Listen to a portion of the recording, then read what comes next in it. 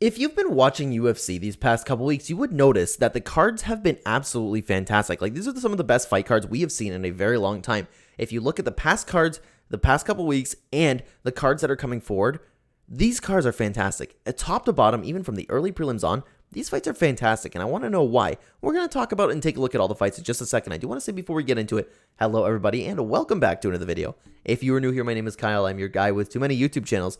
Let's talk about UFC. So I have the Andrade vs. Blanchfield card here, and of course, this was the last fight, and there's been a little bit of problems, like even cards before this, where the cards are really weak, and this doesn't really matter too much to me as a fan of the UFC, because I watch them all no matter what, and I've gotten to know these prelim fighters regardless.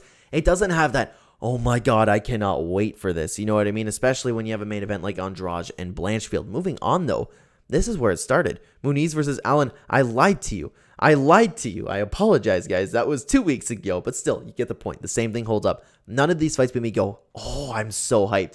Moving on to the most recent card.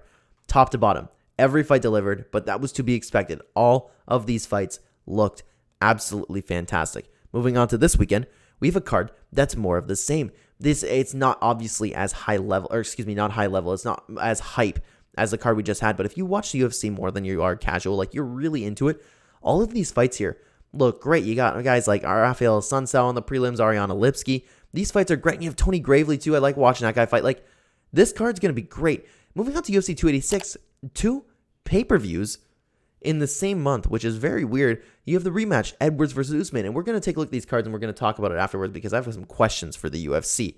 This card's from top to bottom, absolutely stacked. It looks great. Early prelims on Mohamed Mokaev. I can't wait to watch this guy fight. It's great. Jennifer Maya's back. That's good too. Then we have Vera versus Sanhagen. Look at this card. This card a little bit weaker and not done yet, but still, look at these fights. All of these fights are going to be fantastic. UFC 287. This card is, whoo, I cannot wait for this one. Ooh, I can't wait for that one. Regardless, look at these prelims. Look at these prelims. It's absolutely fantastic. The early prelims, they're like stacking up too. Joe Pyfer, I can't wait to watch fight.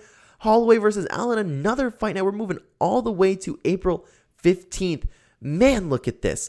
Look at this card for a fight night. It's completely free, and it's not even done. It's not even done yet. And it finally closes out with Plavovich versus Blaze. But even these two fights, this isn't done yet. They're probably going to stack this too. Which I hope they don't stack because I'm getting married this day because I don't want to miss that card. But regardless, these two fights are absolute bangers. But this is where I'm confused, guys, because where was this the whole year and the whole later half of 2022? Like, I don't understand. Is it because these fighters have taken time off? I don't get it. These cards are so stacked from top to bottom. And they're still having cards every single week. Like, did they take like 1 week off this year? If that, I don't even know. Is the ESPN deal coming to an end or something that I don't know about and they really need the watch time? I don't get it. Why can't every single UFC card be like this? These cards have been absolutely fantastic. And again, I don't want to be disrespectful because I'm getting free entertainment. I pay for Fight Pass and that's about it. You know what I mean? So I'm getting a bang for my buck here. And I love watching all these fights. Even if they are really weak cards, I still get excited for them. But to see these fights like Holloway versus Allen or Adesanya Pereira too, and the whole card beneath them, I know I'm going to sit there from 6 p.m. to 1 a.m. consistently entertained and just screaming at my TV like, oh my god, I can't wait for this guy to win. I have fun placing bets. Like, there's obviously, I don't know why I'm even explaining this. There's obviously a difference between the hype of the card levels, even if you are really into MMA like I am. I just don't know why this has changed. What's going on here? I hope to God the UFC continues this because I'm just confused. And please, like, I'm truthfully asking you guys to let me know down below if you have an answer to this. Is it just timing? Is it just a coincidence? And are we supposed to enjoy it just while it lasts because it's not going to be the same? I don't know. I don't have an explanation for you. I am so thankful for every Saturday we are getting so entertained. It's incredible, these fights. I can't think of a reason of why, though.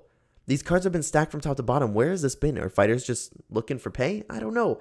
That's the only thing that can come to my head is what I was saying with ESPN. Maybe the deal's coming too close, but I don't even know when that's coming too close. I can try and look it up, but I don't know if it'll come up. Oh my god. Oh my god. The ESPN deal is over at the end of 2023. This is the final year of the deal. A 2-year extension reportedly was signed early on, but not confirmed. Oh my god. That probably explains it. I didn't even bother looking that up. Wow. I don't even know what I'm going to title this video anymore because I just flunked myself on Oh my god, man. That probably explains it. Still, this is where I want to talk to you guys in the comment section down below. Do you think this is the reason that we're getting such good fight cards right now? If that's the case, I hope the rest of the year ends up like that. And then even if ESPN doesn't want to sign them back there, if they could be like skeptical about it and be like, okay, Dana, you guys need to do what you did in 2023. That's probably why they pushed Conor McGregor to fight Adesanya rematch. They could get the trilogy at the end of the year if Adesanya wins. Oh my god, this makes so much sense now. Wow. I answered my own question in the video, but I'd still love to hear from you guys down below. Do you think this is the reason that the UFC is putting on such good fights right now? Let me know what you think down below, and thank you so much for watching. If you are new here and enjoy the content, please consider the like button. It would help out the channel a ton, and subscribe if you are brand new. Check the description down below for links to all my other channels, and if you'd like to hear more fight talk about anything MMA related, hit that notification bell. Thank you so much for watching again, guys. I'll see you in the next one. Take care.